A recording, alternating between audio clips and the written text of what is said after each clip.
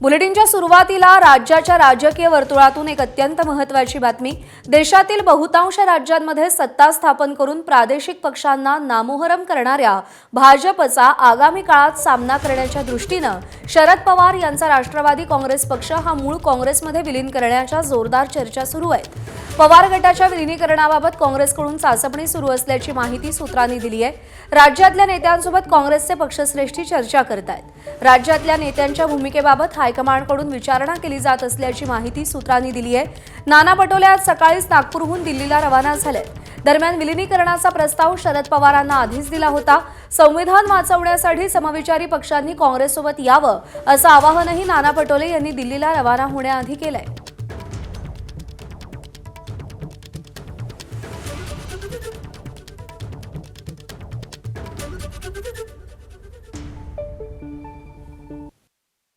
राष्ट्रवादीचं पवारसाहेबांचा प्रस्ताव ऑलरेडी त्यांनी पहिलेही दिलेला होता आणि काही कारणास्तव तो उशीर झालेला होता।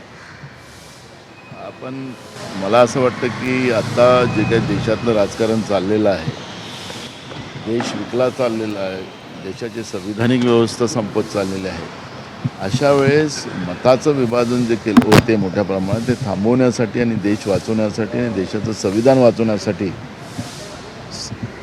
जे काही सेक्युलर विचाराचे पक्ष आहेत त्यांनी सगळ्यांनी एकत्रित यावं अशा पद्धतीची एक प्रक्रिया आता देशपातळीवर सुरू झालेली आहे। दरम्यान काँग्रेस नेते नाना पटोलेंचा दावा राष्ट्रवादी काँग्रेस शरद पवार पक्षाचे प्रदेशाध्यक्ष शशिकांत शिंदेंनी फेटाळलाय।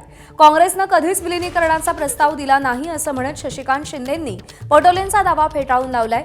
शशिकांत शिंदेंनी एबीपी माझाला फोनवरून ही प्रतिक्रिया दिली आहे। तर विलीनीकरणापेक्षा माझ्या दृष्टीने शेतकऱ्यांचा प्रश्न महत्त्वाचा आहे अशी प्रतिक्रिया शरद पवारांच्या राष्ट्रवादीचे आमदार रोहित पवारांनी दिली आहे।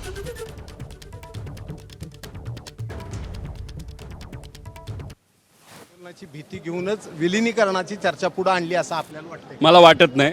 विषय तो नाही आहे। विषय असाच आहे की आता फक्त चर्चा या महाराष्ट्रामध्ये शेतकरी कर्जमाफी आणि शेतकऱ्यांना न्याय देण्याचीच चर्चा पुढच्या काही दिवसांमध्ये त्या ठिकाणी आपल्याला बघायला मिळेल।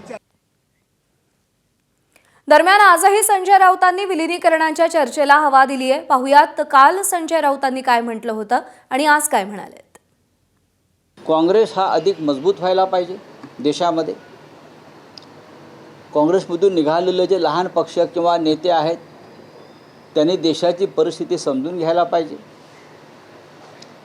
आणि त्यानुसार एक मजबूत अशी काँग्रेस, अखंड काँग्रेस एक प्रबळ पर्याय म्हणून देशामध्ये उभी राहायला पाहिजे। पवार साहेबांनी या संदर्भात पुढाकार घेतला पाहिजे।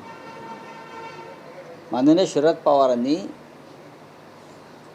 ही जी विचारधारा किंवा भूमिका बनते एकत्र येण्याची, त्या संदर्भात जर त्यांनी नेतृत्व केलं, पुढाकार घेतला तर हा विचार खूप पुढे जाईल। काँग्रेसमधून बाहेर पडलेल्या प्रत्येक पक्षाला स्वतंत्र मत आणि स्वतंत्र नेता आहे।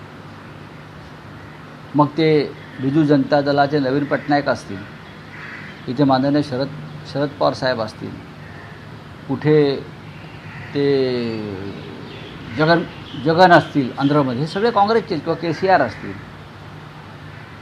ममता बॅनर्जी असतील, हे सगळे काँग्रेसमधून बाहेर पडलेले आहेत। मी इतकंच म्हणालो, जर असं होणार असेल तर ज्येष्ठ नेते शरद पवार यांनी त्यात पुढाकार घेतला पाहिजे। ते महत्त्वाचे नेते आहेत, त्यांची विचारधारा ही जन्मतःच काँग्रेसपासून आहे। त्यांनी या सगळ्यासाठी पुढाकार घेऊन एक मजबूत राष्ट्रीय काँग्रेस पक्ष पुन्हा नव्यानं उभा केला तर आमच्यासारखे जे प्रादेशिक पक्ष आहेत त्यांनाही बळ मिळेल। दरम्यान संजय राऊत म्हणतात त्यामध्ये दम आहे। काँग्रेसचे नेते अशोक गेहलोत यांनी ही प्रतिक्रिया दिली आहे। लोकशाही वाचवण्यासाठी सगळ्यांनी एकत्र येणं गरजेचं आहे असं गेहलोत म्हणाले। राहुल गांधींना नेता म्हणून स्वीकारायला हवं, काँग्रेसमधून फुटून तयार झालेल्यांनी एकत्र यायला हवं असं वक्तव्य गेहलोत यांनी केलेलं आहे। बनी है सर, उनके लिए संजय राउत ने कहा कि अब ऐसी पार्टियों को वापस कांग्रेस में सम्मिलित हो जाना चाहिए। मेरा तो मानना है कि ये पार्टियों का संजय राउत का उस बात में दम है। वक्त आ गया, अभी लड़ाई लड़नी है डेमोक्रेसी को बचाने की। डेमोक्रेसी को बचाने की जब लड़ाई युद्ध के मैदान में हम लोग हैं तो संजय राउत का मैं सपोर्ट करता हूं कि ये सब पार्टियों की जो रीजनल पार्टी बन गई कांग्रेस अलग होके, उन सबको वापस शामिल होना चाहिए और राहुल गांधी को नेता स्वीकार करना चाहिए दिल से, पहले से।